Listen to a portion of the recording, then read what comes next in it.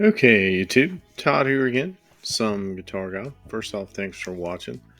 So today, this video sadly is going to kick off several more, I don't know, 3 or 4 more, as I have to start a new project and try to fix a previous owner's fix with this coating in the fuel tank that is readily apparent what it is to me now. But when I saw it before I bought the bike, I don't know. I thought it was maybe ethanol gunk, but that should be green, not gray. And I did notice the clogged what I thought was a vent, and yes, it is a vent. um, but yeah, and the bike has finally kind of made me address it. I've already addressed a previous owner's, and they may have done this at the same time, and they may have done it, at a different time. But they replaced the petcock, the vacuum petcock, with a manual petcock, and the result of the fuel line routing made like a sine wave or an S kind of standing on its end, so it had a trap.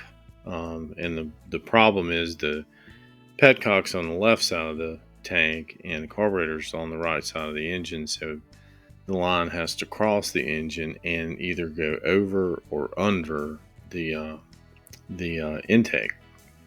Well, so it made effectively a trap and was causing, at least I thought it was, I think it was, vapor locking to be, a bit of an issue, and making it really hard to get fuel on reserve because, this is a gravity feed, so it's having to go downhill, up over the intake, and then back down to the carb. And I also noticed they had installed one of these little cheap inline see-through fuel filters. So I thought I had that fixed, and earlier this week, for a couple of days, when I went out to ride to work, I kept noticing a fuel smell, but I never could find a leak or a puddle or anything. And the bike started up fine, rode fine, drove fine, ran fine, no issues. But it kept doing it in the morning. Well, Friday morning, today's Sunday, Friday morning, the bike finally, and part of that was my fault, was being a dumbass and I guess I got the bikes confused, and I had the petcock set actually on reserve. Now, if there was not a problem with the float, then that wouldn't have been an issue. But the float was hanging open, or the needle actually, and overfilling the bowl, and that's where the smell was coming. I didn't realize all that until Friday morning when I turned the fuel on after I had properly routed the overflow, which was tucked down. It went into the rear. Previous owner ran it to the rear around the oil lines, and that's why I wasn't seeing the puddle. But yeah, so I turned the fuel on Friday morning. I've got gas pouring out of the overflow on the left side near the oil filter, and then I've got gas pouring out of the breather on the right side. So yeah, didn't get to ride it. It was had a lunch date with a buddy of mine, and hadn't seen him in way far too long, and wanted to show off the Sporty, and that just didn't happen. But I got back, was a rare day off, pulled the bowl on the carb, and found rust. Not a ton, not like it was totally covered the bottom of the bowl, but a concerning amount. I should have gotten a picture of it, but was trying to hopefully this was a quick fix, and it wasn't. And the rust in the bowl is not what got up in the the needle to jam it, and it didn't take much. I mean, just a microscopic piece of any kind of trash. So I'm getting rust from the fuel tank, and yeah, and then a lot of this stuff starts making sense why they put the inline filter in, because they had an issue with rust. And just I'll show you more what I found.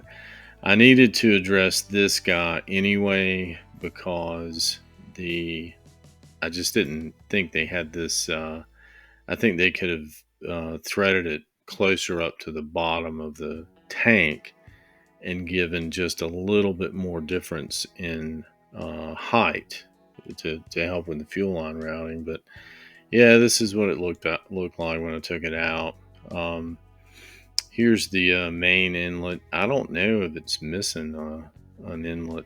Usually there's a shorter tube here. I haven't seen this design, but I guess this works. But yeah, rust. And then here's the strainer, and here's the problem. So it's sat with a low level of fuel in the tank for too long. And you got to figure, I mean, this bike is 26 years old and only has now about 12,000, maybe 12.5. I think I put about 1,000 miles on it. So in its life, I think it had 11.5 or so when I bought it. And it was only ridden about 500 miles a year. And when it wasn't being ridden, it sat with a low level of fuel. And amazingly, I don't see any ethanol gunk. So maybe it was given pure gas. And I have to wonder too that since I've switched over to Shell's Premium, all their claims about 7 times the detergents and additives and all that stuff, maybe it's it's cleaning my fuel system out and then cause my float to stick. So here's a little shot of the bung from the or for the petcock, and yeah, of course, rust all around that, and that's that'll be the ongoing project. So kind of back to the first shot. I don't know what this stuff is, and I don't know. So since I don't know what it is, I don't know what will remove it, what solvent will remove it. It's currently sitting, the tank's off the bike. It's currently sitting in 2 gallons of lacquer thinner. That doesn't appear to be doing anything. Then I have 2 gallons of paint thinner, and after that, I guess I'll try acetone, and I don't know what else. I really don't want to try to deal with muriatic acid, and I don't even know. I don't know if that would do anything to it or not.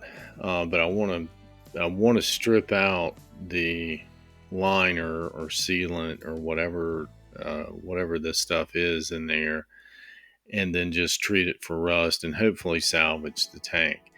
If not, if I can't, then the only other option is just to buy a new tank, which they're not outrageously expensive. I think I've priced them for probably about $150 shipped. And of course, then I'll have to get, pay to have it painted and get the decals and all that stuff. So, would like to try to salvage this, and next video will be I do have the bore scope I've used with the in the combustion chambers. Give you a look at what a poorly applied tank sealer, what it looks like on the inside. So that's all I have for now, guys. Again, thanks for watching. Please remember the YouTube thing, like, share, comment. Let me know any experiences you've had in the past. If you got any suggestions too, I'm certainly open to those. And until next time, 2 wheels down. Thanks, guys.